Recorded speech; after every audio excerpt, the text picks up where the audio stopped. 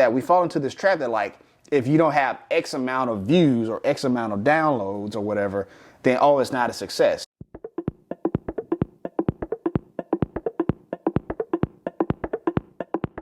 Hi, my name is Dominic Lawson. I'm an entrepreneur and podcaster. And first of all, thank you so much for having me. I really enjoy being on the show.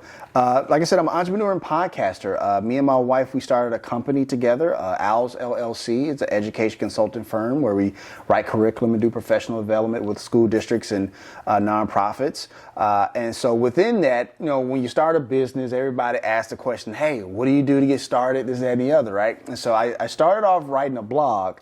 And that went really well, but my wife was editing the blog, but it was taking a lot of time because, grammatical errors and, brain going faster than I can write, stuff like that. She's like, maybe you should just do a podcast. See, that's wife knows best, right? Right. So maybe you should just do a podcast, right? And so started a podcast called the Startup Life Podcast back in 2016. Like November 1st, 2016 was the first episode that I launched. And then I grew the show from there. And then the big kicker was when I interviewed the co-founder of Netflix.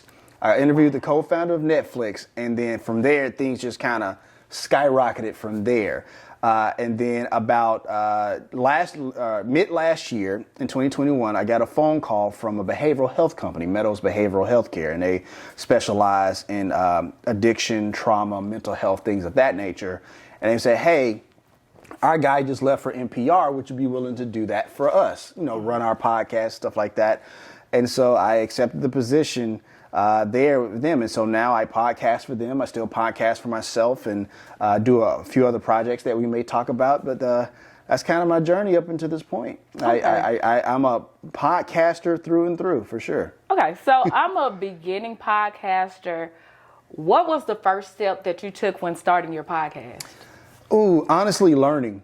That's the big step. Like I said, I mentioned earlier, I started November 1st was the first episode. I started doing, YouTube University for like 2 months before I even launched, right? Learning the ins and outs of podcasting, style, format, editing, whether I wanted to do video or not, video. I pretty much primarily chose not to do video, stuff like that. I'm not as courageous as you. So, but I just really wanted to just kind of start off on a great foot. So I did a lot of research, right? Did some test podcasts, test some formats. And also, there's this saying that people say all the time, success leaves clues. Right? Success leaves clues. And so you look at other people who are doing not necessarily podcasting per se, but learn how to interviewing styles and stuff like that for how Oprah does it, how Howard Stern does it, how Terry Gross does it, and a few other people. And so that's kind of what I would tell people is do some research first. And also see if this is for you. Because look, podcasting, I think a lot of times in this journey, in this craft that we call podcasting, they think you just flip that microphone on and you just go and the magic just happens. And I'm here to tell you, and Shamika, I know you know this for sure, that ain't what happens. What happens? You sit up here, you're bumbling over words and you're trying to figure out, am I saying the right thing? Do I sound like I know what I'm talking about? Did I hit the record button? Is the microphones on? Is the camera on, right? And so there's all these other facets that we have to be mindful of, and it can be a nightmare. It's like we were just talking about off camera, Murphy's Law. What will go wrong? What can't go wrong will go wrong, right? Yeah. And so, but podcasting is definitely a craft that if you put some work into it, it will definitely reward you. And I've been blessed enough to be rewarded by it. How long did it take you to be rewarded? Success and rewarded or whatever you will, it defined in many different ways, right? But when we talked about being called from the Meadows Behavioral Healthcare, that was about 4 years in the game. But the thing is that this wasn't a situation where what am I trying to say? This wasn't a situation where it just happened, right? You have to be intentional about what you do, right? And so I put myself out there, for starters, when I interviewed the co-founder of Netflix, right? I had to put myself out there. And what I did in doing so, I got myself on radio. I syndicated the podcast to radio, so which means that like you have to like pay for radio space at some places, right? You know, and so that ain't cheap, right? That's not cheap, right? And so that's one of the ways you have to put yourself out there. But I mean, rewards can look in like many different things, right? It can look like getting a job from a big company. It can look like, you know, followership. It can look like, you know, sponsorship, stuff like that. There's many different ways to kind of define rewards, but what I tell people all the time, honestly, is to appreciate the small wins. I mean, like one share, one like, somebody reviewing the show, and say, hey, like, I love what you do. I really love what you do. So, but, you know, if you're talking about big rewards, it takes time. It takes time, but you have to be intentional while you're taking those lumps because they're going to happen. Okay, so speaking well and it translating over to your audience, did you have any type of coaching or? Yeah, I did. You know, there was I kind of like invested in like a media coach and stuff like that just to understand like, you know, the ins and out body language, you know, certain words to use, not use, things like that. You know, he wasn't really so focused on ums and long pauses really. I know a lot of people who do like Toastmasters or something like that are really focused on that. But honestly, it's just about engagement, right? Just engaging with the if you have a guest or something like that, engaging with the audience, you know, talking directly to the audience, looking at the camera and talking to them as you're engaging with them, right? Because I think a lot of times in podcasting, where it's easy to feel like you're in this silo and it's just you, right? It's just you, but not necessarily understanding that you're talking to, you know, millions and millions of people or 5 people, whatever. The point is that like you're not there by yourself. And so one of the things that he told me was to just picture that you're talking to like your best friend or a family member, right? And just have a conversation with them and make sure you use certain pronouns like, you know, you out there who are listening, you know, me and myself, you know, call them a tribe. I know one of the things that I did with the Startup Life is call them Startup Nation. So I give them a name, right? So like, hey, Startup Nation, what I heard in that answer is XYZ. So that way I'm letting them know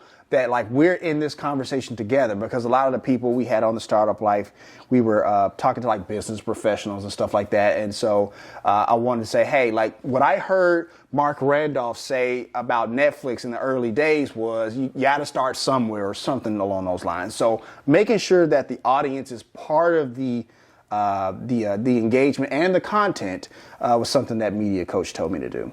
Okay. Confidence. So how did you, because I can tell you're confident and when you convey your messages, you're not second guessing, you just go for it. How do you remain so confident? Honestly, I like to call them reps, right? You know, when you go to the gym and you hit the weights or something like that, they're reps, right? And what I mean by that is like, after you do this over and over and over again, it's just there, right? And honestly, it's not like the people who are listening to you know what script you have, right? They don't really know the script, right? So even if you screw up, they're not going to really know unless you let them know you screwed up, right? But honestly, it's just taking the time and honestly just keep getting better at the craft. And that means just keep podcasting, keep talking or whatever, right? But also at the same time, you know, with video here or even audio, go back and play the tape. Go back and play the tape and see like, hey, you know, where you move your hands too much, right?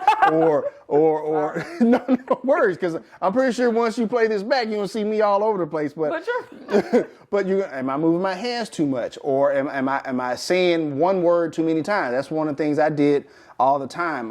Recently, I was because I write scripts for my episodes, right? And so my boss was like, hey, you're really curious.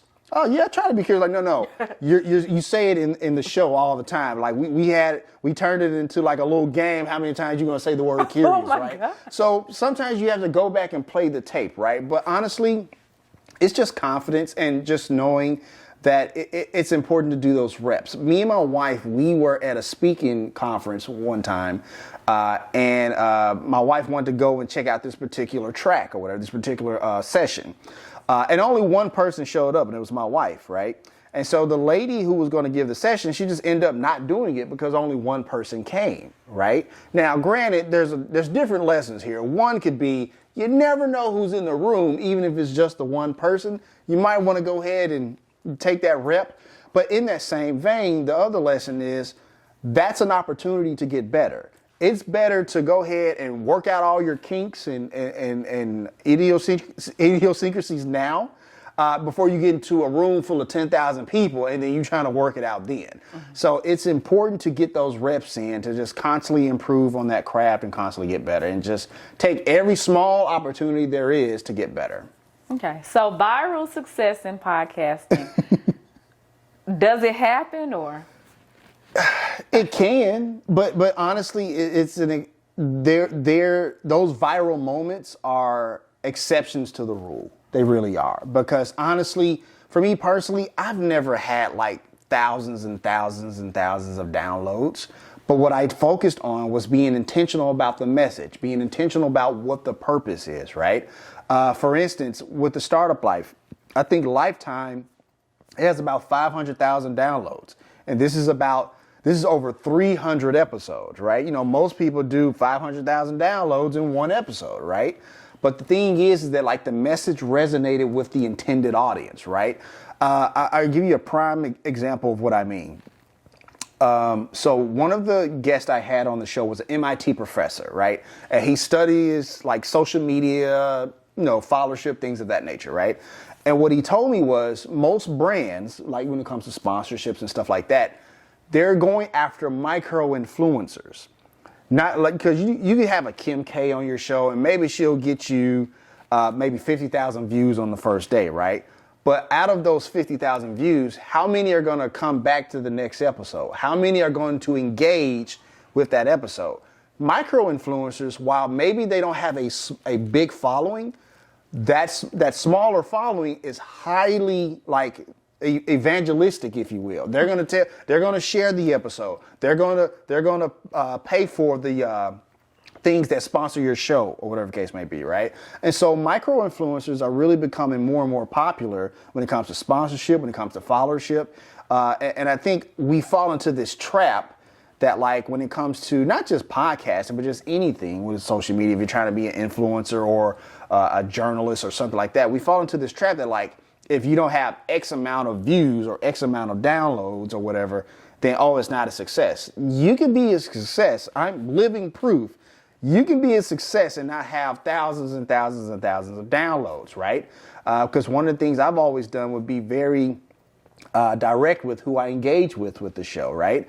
For instance, with my employer, right? They didn't care about the thousands and thousands of downloads. They care about how I presented the content, how I created the content. Can I resonate with the audience, right? Because sometimes, and people understand this happens oftentimes in sports or whatever, where you can be a great coach, but you don't have the top-notch facilities, but you're producing still. And some other bigger team or coach or school or whatever be like, hey, we got the facilities. We got the money. We just need your can-do-itiveness or whatever they want to call it, right? We just want your gumption, your effort, your will to succeed paired with our resources. We think we can make a credible team. And so when it comes to this podcasting game, you don't have to go viral to be successful. You absolutely do not. Okay, what's the first step in being successful? Being intentional about what you want. That's the first step, and one of the things we want to talk about today was goal setting, stuff like that. But it's very important to know what you want, right? And one of the things I like to do is a backwards plan, right? I start with the goal in mind, right, and then work my way backwards to the very beginning, right, and then obviously move forward in that direction. One of the things I always wanted for the Startup Life to be a national show. I didn't focus on here in Memphis. Not that like people from Memphis couldn't come on or something like that. It wasn't anything like that, but I just knew I wanted to expand the reach as far as possible, right? And so that's why I talked about, if you're in Alabama or if you're in California, if you're in Alaska starting a business, or if you're in Maine starting a business, right? And, I talk to those people, right? So that way that like, if I just only say Memphis, then the person in Maine doesn't care. The person in Georgia doesn't care because it doesn't apply to them. But if I apply it on a national scale, then people feel, engaged and invested in the content. And also, same thing with the radio syndication, right? Like I mentioned earlier, we put the show on radio, and I reached out to 400 radio stations across the country, either cold call, email, and stuff like that. 10 of them said yes, right? And they were in big enough markets to expand my reach. There was one in Dallas, one in Atlanta, one in Seattle, and one in Delaware. And so my goal was to expand the reach as far as possible. And so I did that with radio, because while podcasting is the new hot thing right now, traditional radio still has the followership, right? And so I just took that, say, well, they already have the installed audience. Let's just go to radio. And so still do the podcast on a podcast platform and on radio and stuff like that. And so, but honestly, you have to be intentional. Like it's one thing to be like, I want to make a successful podcast. I want to make a successful business, but there's power in the tongue. There's definitely power in the tongue and power in saying and telling the universe what you want. But at the same time, there's got to be some movement, some intentional movement. A lot of people have this idea that like if you build it, they will come. And sometimes that happens. But for the most of us, that ain't happening. So you got to go out and get it, right? Or at the very least, you should build it and they will come. But until then, go out and get it. That's what I would add to that phrase. But I think the first thing is just being intentional. The first thing is absolutely being intentional. How do you stay motivated when no one is watching? That is an excellent question. Because it has happened, right? I'll tell you a quick story. Mm-hmm. So and I tell this story all the time. I got to about episode 74 of the podcast, The Startup Life, and I hadn't started 75. I was like, you know what? I'm gonna take a break. I've been going pretty hard at this thing, this, that, and the other. Subconsciously, however, there were parts of me of like, I think it's time to give this up. Like, I don't know if anybody listening.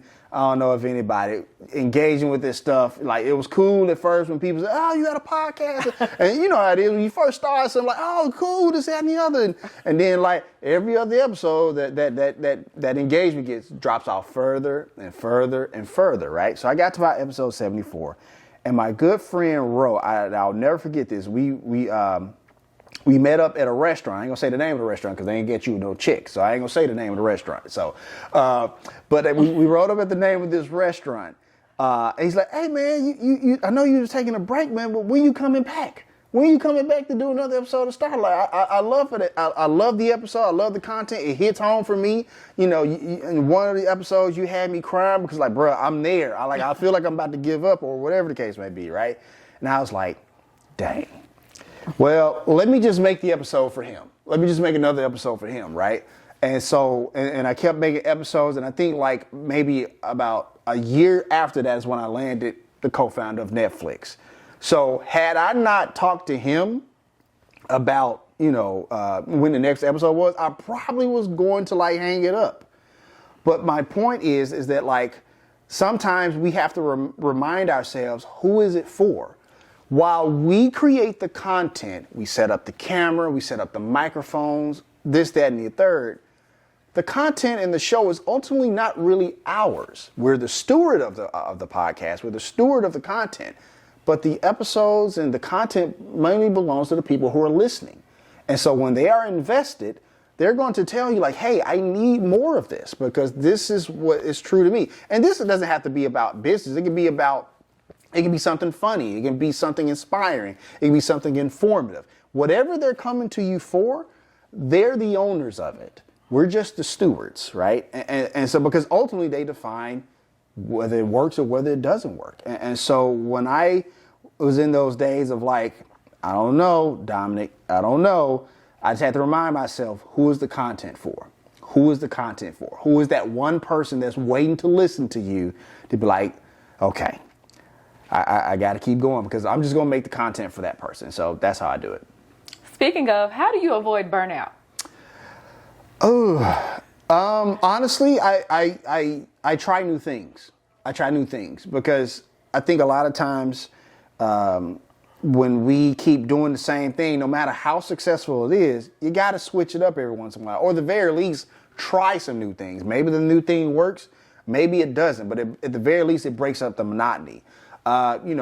Case in point, I'm a big fan of her and her writing, Issa Rae.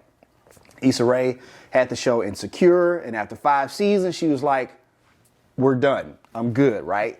And I imagine, I don't know this to be sure, but I imagine it got to a point where he's like, you know what? While this show is highly successful and great,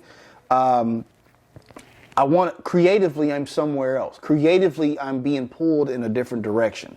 So I think sometimes just trying new things, whether they work or not, is the best way to kind of avoid that burnout, because it's going to happen. And also, honestly, take breaks. Take some time off. Take you some time off and be like, you know what? There's not going to be no new content today, but what I'm going to do is I'm going to remix some old content and put it back out, but taking breaks is important. It's important for our audience, but it's also important for our own mental health, because, I mean, again, burnout is real. Pod fade is what we like to call it, is very real. Mm-hmm. So local versus global success. Mm-hmm. What's the difference between local versus global success? Because a lot of people, I know you said it earlier, you don't just say Memphis because you want to reach people on a global scale. Mm-hmm. So what does that look like for those that don't know? You mean like success locally versus globally, or just, okay. Yeah. I think for me, it's like, it's one of those things where it's like, you can be the king of your city, and that's great, right? And that's great. But after a while, there's a limit, right? There's a limit. And that's not a bad thing, right? Because sometimes, some people just want to be the king of their city, right? And I tell people all the time, when you're growing something, whether it be a business or a podcast or whatever, you should always start with an inside-out approach. Start locally, start with the people in your area, start with sponsors that you want to target in your area, and then slowly grow it out, right?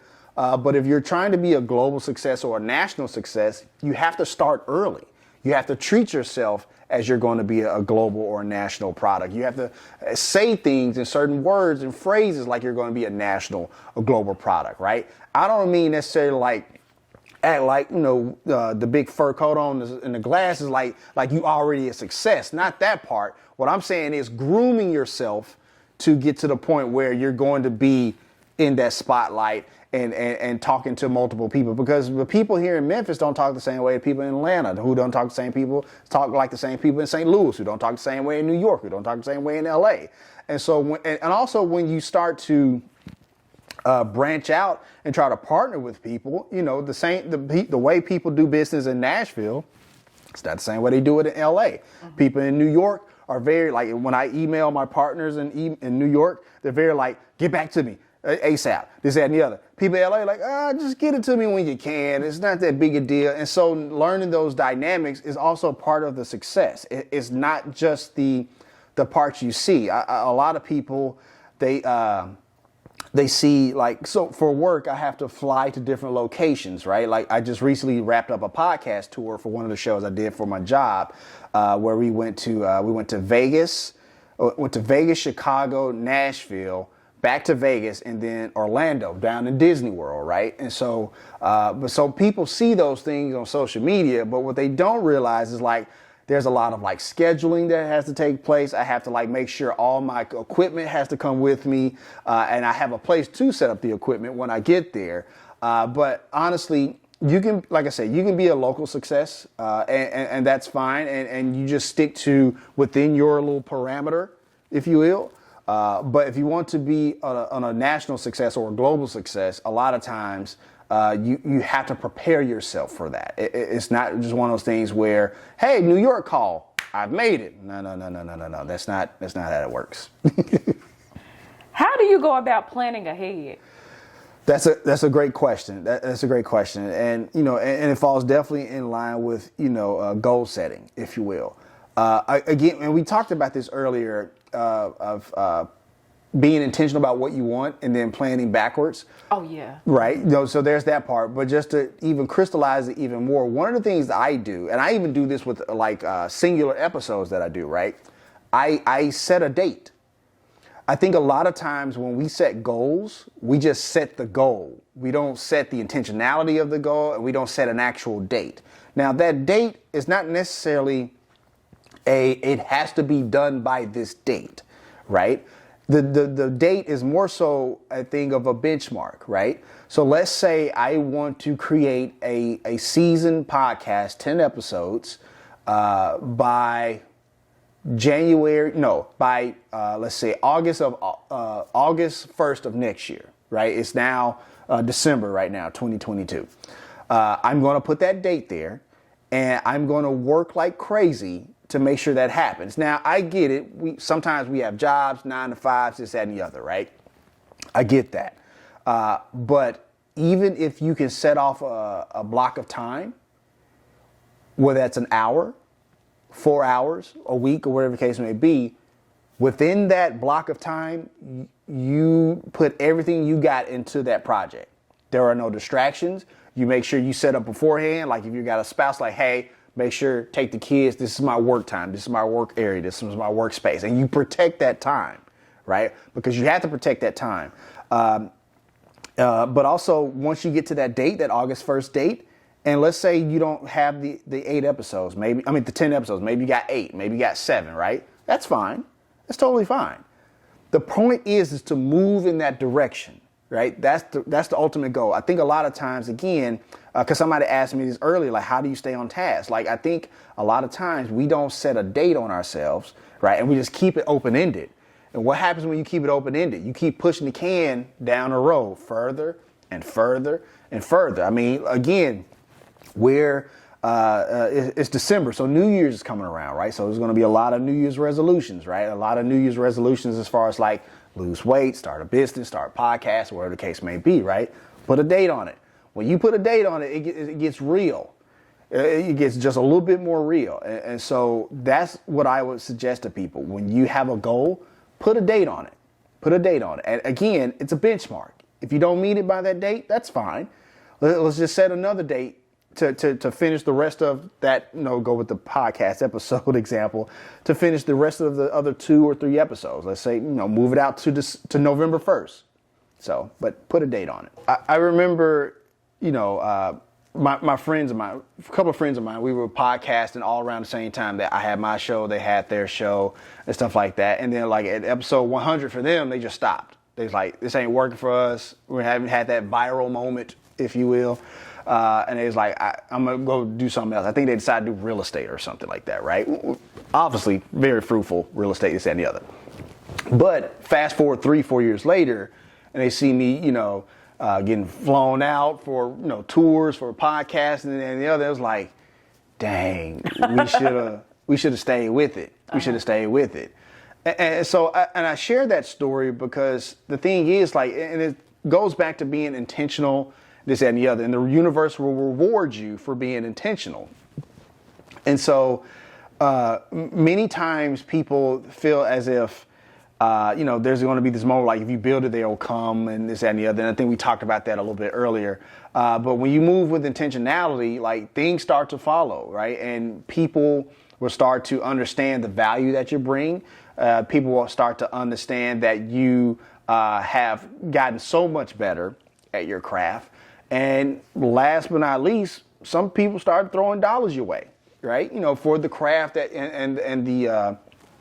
for the craft and the energy that you put into it, you know what I mean? So I think that's just been eye-opening for me because honestly, when I started podcasting, I was like, I just want to like make an impact or whatever. Honestly, I never imagined, being able to take my daughter to Disney World and I didn't have to pay for it, you know what I mean? Because the company paid for it, so that way, obviously I had to work while I was there, but she and my wife got to enjoy Disney World. And so when you start having those type of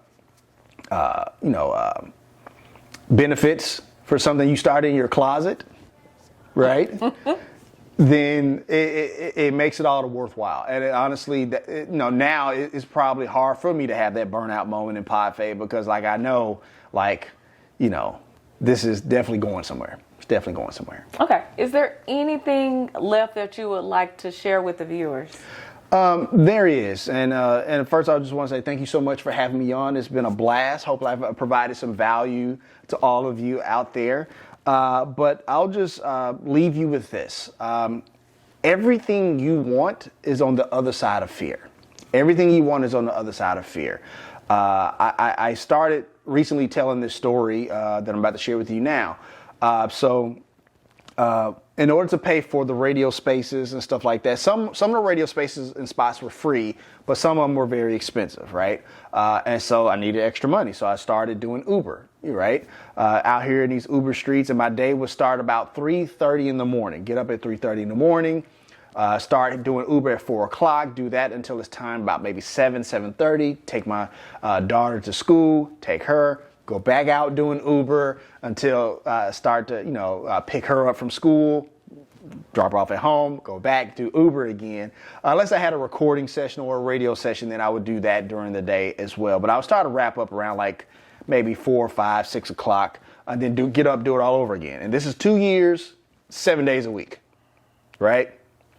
2 years, 7 days a week, right? Because I just believed in this thing. And even while I was doing that, there were moments like, Dom, I don't know, man. I don't know if this is working.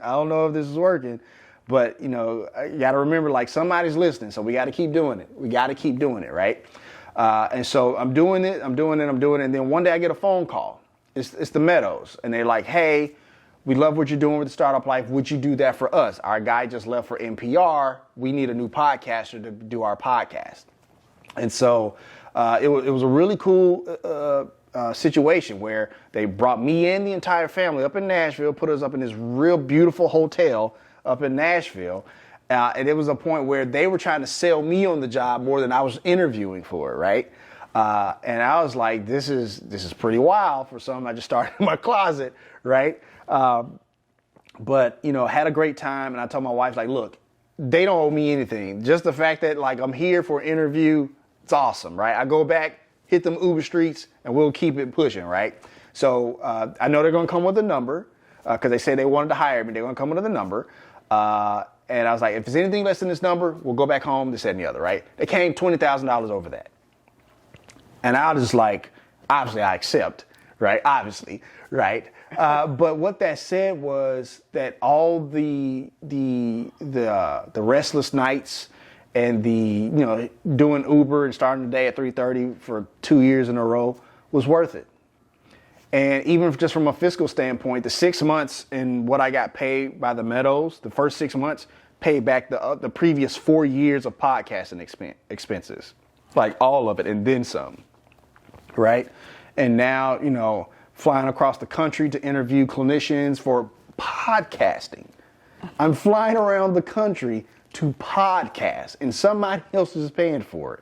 Like, to be able to say that is just crazy. But I share that with you because I think a lot of times in life we let fear stop us from what we want to do, right? And we talked earlier about speaking things into the universe and being intentional and stuff like that. I look at it as like, like this crowded room, like you're at a bar or a party or something, right? And you're on one side and your goal or whatever is on the other side. And you're trying to weave through the traffic of all these people to get to the end goal, right? And honestly, I shared this with people because I believe it to be true. The thing that you're seeking is also seeking you. Just as bad as you want to get to the goal wants to get to you too, right? And we have to have those conversations with the universe. And when you put that intentionality into the universe will reply, right? They'll see you doing this one thing and it's like, oh, okay, you're starting a new venture. Let's just see how this works out, right? And then they throw you a little small opportunity and see what you do with that, right? It's like, okay, they did something a little with that. All right, cool deal. All right, we'll throw you this other opportunity to see what that looks like, right? I'm gonna sprinkle in a little adversity, right? See what you do with that. Oh, they coming on the other side. All right, I'm gonna throw you one more other opportunity and see what you do with that as well. And then once they see that you're not going away, once the universe sees that you're not going away, it starts to reward you more and more and more, right? And then they get you that big opportunity. For me, it was the Meadows. For you, it may be something else. For you out there listening and watching, it may be something else also. My point is that like whatever you are seeking is also seeking you. It wants you to be just as successful as you want to be. The thing is that like, is that really what you want to do? We talked earlier about like, if that's not something you're intentionally going after, maybe it's something else you need to pursue and not this thing. And so I just want people to know that like, whatever life you want, it can be attained. It truly can be attained, but it takes some work and some effort. And more importantly, it takes some serious intentionality. And that's all I got.